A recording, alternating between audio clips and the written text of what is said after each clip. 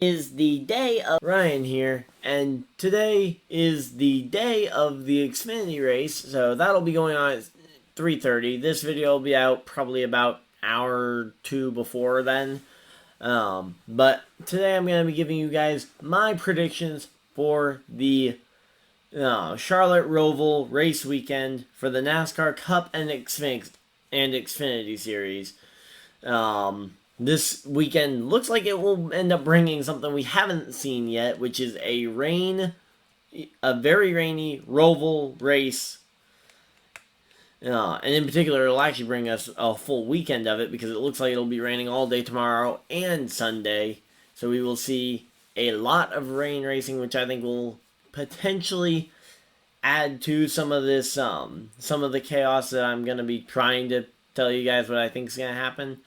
The main thing I'm expecting to see from, I guess I'll start with the Xfinity race because that's coming first. So, what I would expect for the Xfinity race is the first stage to be a lot about Chase Briscoe and Cindric working their way through the field after their not great qualifying positions due to their finishes at the Talladega Superspeedway last week. So, I think that will be a big key. Will be those two making their way through the field early on, and then so once you have then once they get to the front, it'll probably be those two doing most of the dueling it out for most of it, barring mistakes made in the wet conditions. I think it'll be a very Cindric versus Briscoe battle for the first two stages. By the third stage, I would expect Allmendinger to find his way to the front, considering he has lots of road course racing experience, including some fairly recent rain road racing at a road course oval combo at the Daytona 24-hour race. He's raced in quite a bit of damp conditions there over the last couple of years, so that'll be interesting to see. In particular, the 2019 one being particularly wet. But so I think he'll be probably the top driver to get there in the overall because I think he will make some of the least amount of mistakes. Of course, in Xfinity, you also can't count out guys like Jeremy Clements, Alex Labay to maybe capitalize on a Briscoe, Cindric, or even a Gregson mistake.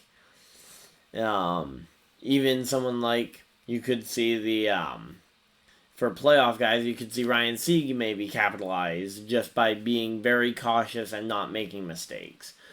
But all in all, I think for the Xfinity race, I would expect the first stage to be a lot about Briscoe trying to get his way through the field because I feel like, especially in the wet, with everybody trying to tiptoe around the place, I feel like it's going to be very much a track position type of race where you can pass, but you're gonna have to tiptoe your way through, so you won't be able to pass 8-9 cars a corner, even if you're the superior driver.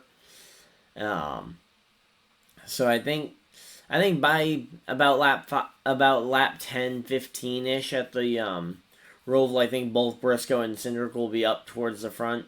Allmendinger starting back in like 22nd will be a little further back and will take a little bit more to get him up to the front. But I wouldn't rule him out potentially getting all the way up there by even the second stage. And then, of course, you got to remember there are other road course ringers to watch out for, like LeBay, like Clements. Just to keep an eye on because you know that you can never count them out, especially based on this race is probably going to be a race of mistakes, which I think is going to be said for this whole weekend because I think the Cup race will be a lot of the same. I think it'll be a Chase Elliott versus Denny Hamlin battle, obviously at the start because those two are on the front row. I expect Truex will be up there in the fight for a while. I expect Kyle Busch to be very aggressive on the start of the race to try and get up to the front to try and earn some of those very valuable stage points he needs if he wants to try and have any hope of transferring. Of course, his comments a few weeks ago, I think, are probably going to end up standing true. I don't see very many ways he makes it out of this round, barring a win at the Roval. So, but but I do expect him to try and get up to the front. So I think it'll be Denny, Chase, Truex, and Kyle kind of battling it out for the early parts of the race. And then I think it's going to be a race of mistakes. I think we're going to see more incidents like what we saw with Elliott last year or with Keselowski 2 years ago. Not necessarily because guys haven't learned from those, but just because they're going to hit something. They're going to be going with wet tires and they're just not going to have the grip going into that corner that they are expecting.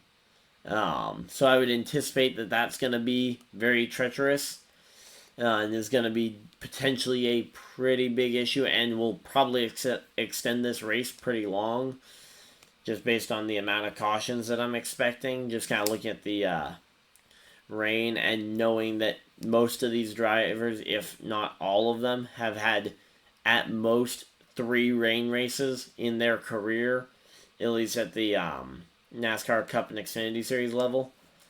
I really can't think of too many drivers that actually have a whole lot of rain racing experience. So, and that's a big reason why I think Allmendinger will make it to the end. Is I think he'll be one of those drivers that will know how to tiptoe his way around the course without having an issue.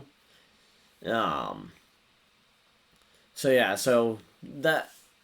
So I guess more in detail with the with that, as I think it'll be very much a race of mistakes. So I think you're going to see a lot of veteran road racers, McDowell, and even some of the guys like Buscher, who's had a very experienced road racing teammate before, potentially step up and just not make those mistakes and get up to the front. And say again, it's going to be kind of hard to predict an exact winner. I find it hard to bet against Chase Elliott at this track, especially after the last after the last trip we had here, and the fact that he's won the last 3 road races. But I think if there was going to be someone to challenge Chase Elliott this weekend, I'd almost say it has to be. It's going to either have to be a MTJ if it's on pace, or one of those other road ringers like a McDowell, like a Buscher, on just not making mistakes. Because other than that, I really just don't see how a driver is going to really be able to compete with Elliott on his pace that he has around that circuit. And actually, I would say I think Elliott and I'd say Keselowski as well, having the benefit of having made that mistake already. They know they don't want to have that be the highlight 2 years or 2 out of the 3 years. So, yeah, so I'd be looking at that as a potential option.